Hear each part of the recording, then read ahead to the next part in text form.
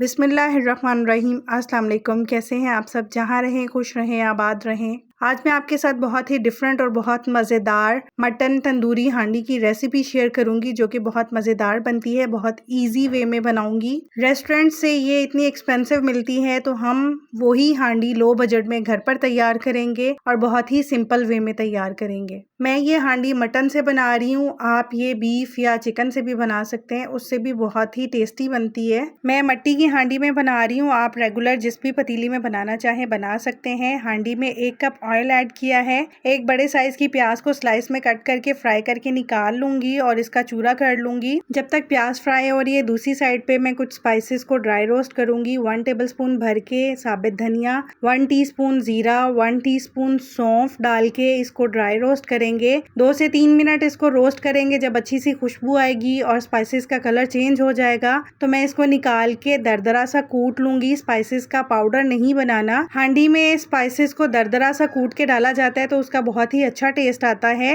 1 kg मैंने mutton लिया है। मैंने विद बोन लिया है, आप बोनलेस भी ले सकते हैं। इसमें मैंने 1 कप दही और 4 टेबलस्पून क्रीम को अच्छे से फेंट लिया था, वो ऐड कर रही हूँ। जो प्याज मैंने फ्राई करके क्रश कर ली थी, वो ऐड कर देंगे। मैं इसमें प्याज को फ्राई करके ऐड कर रही हूँ। आप प्याज जब फ्राई करें तो मैरिनेटेड मटन को डाल के उसमें कुक कर सकते हैं। जो स्पाइसेस को मैंने ड्राई रोस्ट किया था और क्रश कर लिया था, वो ऐड कर देंगे। वो तकरीबन 2 टेबलस्पून के करीब बन जाता है। सारा मसाला इसमें ऐड कर देंगे। सॉल्ट आप अकॉर्डिंग टू टेस्ट ऐड कीजिएगा। मैं 1 टीस्पून भर के ऐड कर रही हूँ।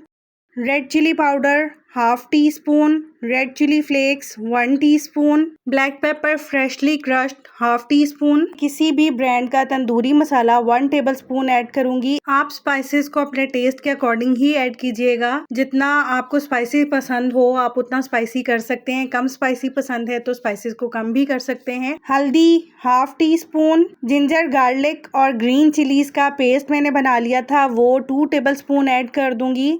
3 चिलीज मैंने इसमें ऐड की थी। मटन को मिक्स कर लेंगे। मैरिनेट करके 2 से 3 घंटे आप ज़रूर छोड़िएगा। मैं इसको ओवरनाइट के लिए छोड़ रही हूँ। मट्टी की हांडी में 1 कप ऑयल डालेंगे, या जिसमें आपने प्याज फ्राई की थी वही वाला ऑयल आप डाल सकते हैं। 2 टेबलस्पून भर के बटर डालेंगे। बटर से बहुत ही अच्छा टेस्ट आता है। 1/2 टीस्पून जीरा, 2 छोटी इलायची, 1 तेज पत्ता डाल के इसको 1 से 2 मिनट फ्राई कर लेंगे स्पाइसेस को, ताकि ऑयल में और बटर में स्पाइसेस का टेस्ट आ जाए।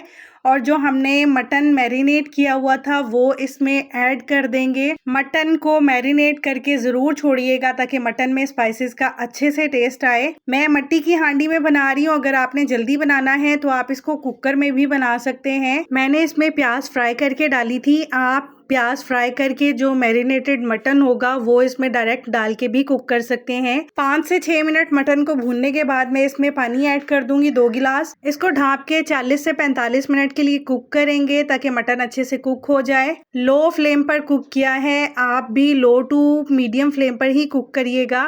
आपको पता है मट्टी की हांडी ज़्यादा देर तक गर्म रहती है, इसलिए मैंने इसको लो फ्लेम पर ही कुक किया था। और दरमियान में खोल के चेक कर लेंगे 20 से 25 मिनट के बाद कि पानी ड्राई तो नहीं हो गया। 20 से 25 मिनट के बाद मैंने खोल के देखा है, अभी इसमें पानी भी है और मटन भी अभी अच्छे से गला नहीं है, उसमें कसर है। मैं इसको दोबारा से 15 से 20 मिनट के लिए कुक करने के लिए दोबारा छोड़ दूंगी ताकि पानी ड्राई हो जाए और मटन भी गल जाए। 15 से 20 मिनट हो चुके हैं मटन को दोबारा से कुक होते हुए। अब मैं इसको खोल के चेक कर रही हूँ। मटन भी माशाल्लाह से हमारा गल चुका है और पानी भी ड्राई हो चुका है। इतनी ग्रेवी मुझे चाहिए। अगर आपको ज्यादा ड्राई करना है तो आप ज्यादा ड्राई भी कर सकते हैं। लास्ट में 1 टेबलस्पून कसूरी मेथी को मसल के डालेंगे। इससे बहुत ही अच्छी खुशबू और टेस्ट आता है। हरा धनिया, हरी मिर्चें और अदरक जूलियन कट करके ऐड करेंगे। लेमन जूस ऐड करेंगे और 2 से 3 मिनट इसको ढाँप के दम लगा देंगे ताकि इन सारे स्पाइसेस का टेस्ट भी मटन में आ जाए। फ्लेम को ऑफ कर देंगे क्योंकि मट्टी की हांडी बहुत देर तक गर्म रहती है। बंद फ्लेम पर ही मैं इसको दम में छोड़ दूंगी। अब हम इसको सर्विंग डिश में निकालेंगे। गरम गरम नान और सैलड के साथ सर्व करेंगे।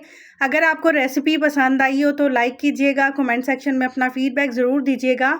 आपका फीडबैक मुझे बहुत ही मोटिवेट करता है। और अगर अभी तक आपने चैनल को सब्सक्राइब नहीं किया तो आपसे रिक्वेस्ट है कि प्लीज़ मेरे चैनल को सब्सक्राइब कीजिए और नोटिफिकेशन के लिए बेल आइकन ज़रूर प्रेस कर लीजिएगा ताकि हर रेसिपी का नोटिफिकेशन आपको मिल सके और मैं इसी तरह से आपके साथ रेसिपीज़ शेयर कर सकूं।